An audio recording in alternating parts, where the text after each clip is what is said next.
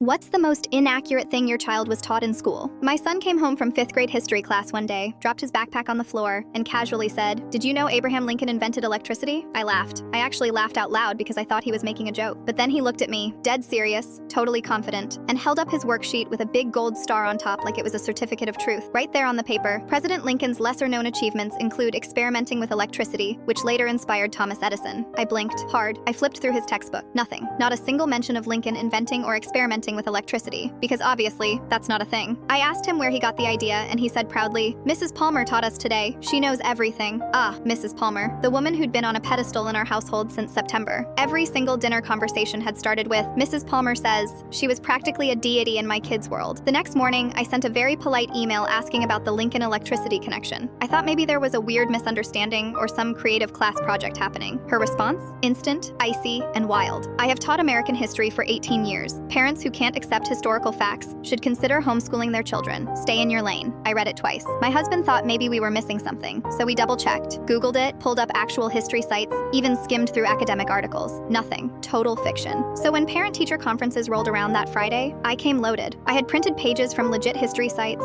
a children's biography of Benjamin Franklin, and even a photocopied university textbook my brother-in-law lent me. I stacked them on the desk and calmly explained that my concern wasn't just about the wrong info, but how my son was being rewarded for learning something completely false. Mrs. Palmer looked at the stack, narrowed her eyes, and tore the papers in half, then smiled coldly and said, "Your son's grade just dropped to a C." Amazing how quickly performance can decline when parents undermine classroom authority. My husband tried to speak up, but she cut him off. "Your son will believe what I teach, or he will fail. It's that simple." The meeting ended with her wadding up our materials and tossing them into the trash. The next day, my son came home in tears. She had made him stand in front of the entire class and recite, "Abraham Lincoln invented electricity," 20 times, while the other kids laughed. Then she told the class his conspiracy theorist mom believed otherwise, and warned them about Google parents who think they know more than real educators. That night, my son begged me, "Please, Mom, just let me say Lincoln did electricity. I don't want to be the weird kid." I couldn't sleep. I was livid. The next morning, I went straight to the principal's office. I brought everything, the evidence, the original worksheet, and a voice recording of Mrs. Palmer's little threats about grades from our conference. When confronted, Mrs. Palmer didn't even try to defend the Lincoln nonsense. She leaned back in her chair and smirked. "These kids believe whatever I tell them. That's power," she said. "Half of them still think Columbus was a hero because of me. The other half believe the Civil War was mostly about states' rights. I decide what version of history exists in their little minds." The principal looked like he'd swallowed a stapler. Then Mrs. Palmer added, "Every year, I slip in something ridiculous, just to see if parents are paying attention. Most never notice." She turned to me with contempt. "You're only the third parent in 18 years to ever question me." Turns out she had been running this twisted little experiment for nearly 2 decades. The school board opened an investigation and found dozens of examples in her lesson plans. Deliberately false facts slipped in to test student obedience and parental involvement. They fired her immediately.